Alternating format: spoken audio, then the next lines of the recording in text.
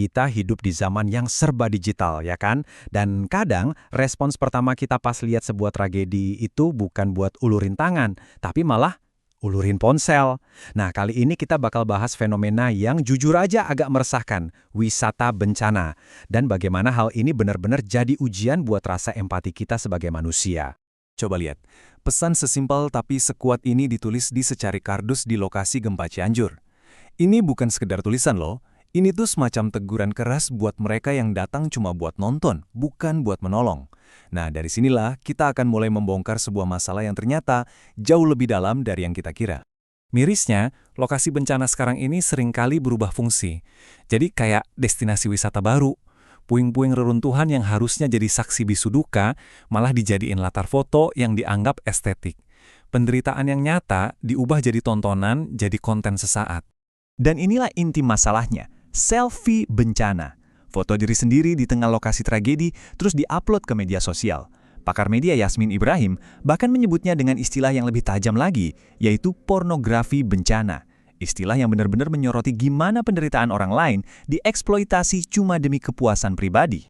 Nah, ini yang menarik dari kutipan Yasmin Ibrahim. Motivasi di baliknya itu loh. Kata beliau, ini perilaku aneh yang didorong sama hasrat buat cari kepuasan diri. Penderitaan orang lain, itu cuma jadi background aja. Fokusnya jadi geser total, bukan ke korban, tapi ke diri sendiri. Pertanyaan ini, wah bener-bener nusuk ya.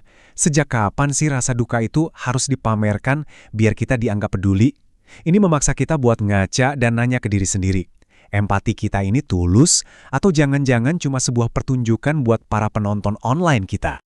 Oke, sekarang kita coba bedah lebih dalam lagi. Kenapa sih orang melakukan ini? Apa yang ada di pikiran seseorang sampai nekat foto-foto di tengah penderitaan orang lain? Ternyata, ada beberapa penjelasan psikologis dan sosiologis di baliknya. Dulu, seorang psikoanalis hebat, Carl Jung, pernah bilang kalau manusia itu punya dorongan alami buat menyaksikan hal-hal yang aneh dan mengerikan. Tapi, dengan satu syarat, selama itu nggak menimpa kita. Ini menjelaskan kenapa kita tertarik. Masalahnya, ketika dorongan ini ketemu media sosial, risikonya empati kita jadi makin tumpul. Dan slide ini nunjukin pergeseran budaya kita dengan sangat jelas. Profesor MIT Sherry Turkle bilang, kalau dulu semboyannya adalah aku berpikir maka aku ada, sekarang udah ganti jadi aku berbagi maka aku ada. Seolah-olah eksistensi kita baru diakui, baru terasa nyata kalau sudah dibagikan dan dapat validasi online. Para ahli di Indonesia juga punya pandangan serupa. Rizky Amelia Zen melihat ini sebagai perilaku yang nggak bisa dibenarkan, bahkan bisa jadi gejala gangguan mental. Elna Dolegowo menyoroti betapa rendahnya kepekaan sosial kita, dan Listio Yuwanto menyimpulkan ini adalah cerminan terkikisnya budaya gotong royong kita yang makin lama makin individualistis. Oke, kita udah bahas soal etika dan psikologi. Sekarang, kita lihat dampak nyatanya di lapangan. Karena ini bukan lagi sekedar soal nggak pantas atau selera yang buruk, tapi ini soal bahaya yang sangat-sangat nyata. Efeknya itu berantai. Kerumunan turis bencana ini bisa menghambat kerja tim SAR, nutupin jalur evakuasi darurat, dan bahkan membahayakan keselamatan diri mereka sendiri. Tapi yang lebih parah, ini merusak ikatan sosial kita, solidaritas kita, dan secara terang-terangan meremehkan penderitaan para korban. Dan dalam konteks kita sebagai orang Indonesia, ini fatal. Praktik kayak gini merusak semangat gotong royong, budaya kebanggaan kita. Tindakan egois buat bikin konten ini berlawanan 180 derajat dengan semangat kebersamaan yang justru paling dibutuhkan saat ada tragedi. Jadi apa yang bisa kita lakuin? Nah, mari kita coba ubah fokusnya. Gimana caranya kita bisa bergerak dari yang tadinya cuma jadi penonton, menjadi bagian dari solusi? Dari sekedar tontonan, menjadi solidaritas yang nyata. Caranya ada 3. Pertama, pendidikan empati. Kita harus belajar menempatkan diri di posisi orang lain. Kedua, etika. Kita harus lebih bertanggung jawab saat pakai media sosial. Dan yang paling penting ketiga adalah aksi. Aksi nyata bukan sekedar performa di dunia maya.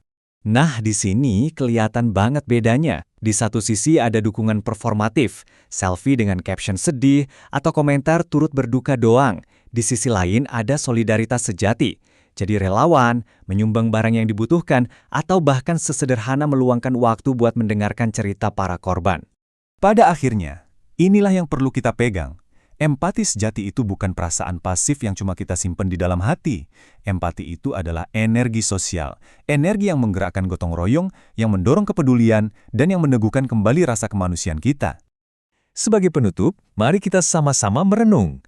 Lain kali, sebelum jari kita menekan tombol unggah atau post, coba berhenti sejenak dan tanya pada diri sendiri, apa yang akan aku bagikan ini adalah sebuah tindakan empati atau cuma sekedar akting?